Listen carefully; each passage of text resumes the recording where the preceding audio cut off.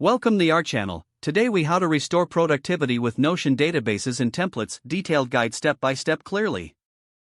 Begin by opening Notion and creating a new page. Once the page is created, familiarize yourself with the layout. On the top right corner, click on the Add a Database option.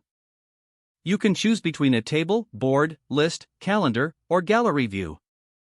For this guide, we will start with a table database as it's versatile and easy to use. Name your database something relevant, like Task Management or Project Tracker. Next, set up the properties of your database. Click on Add a Property to define columns for your tasks. Common properties include title, status, due date, and priority. For the status property, choose a select type with options like To Do, In Progress, and Completed. For the due date, set it to the date type to allow for calendar integration. Add a priority property using a select type with options like Low, Medium, and High.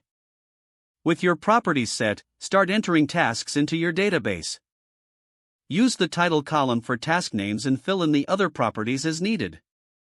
You can also utilize the Group By feature to organize tasks by status or priority.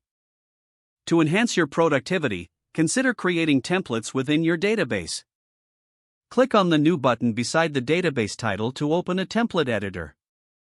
Design a template that includes common tasks and their properties pre-filled. Name the template something descriptive, like Weekly Review or Daily Checklist. Save the template once you're done customizing it. Now, every time you need to create a similar task, simply select the template. To further streamline your workflow, integrate views. Create specific views for different needs, such as a Kanban board for project stages. You can also set filters to display tasks based on deadlines or priorities.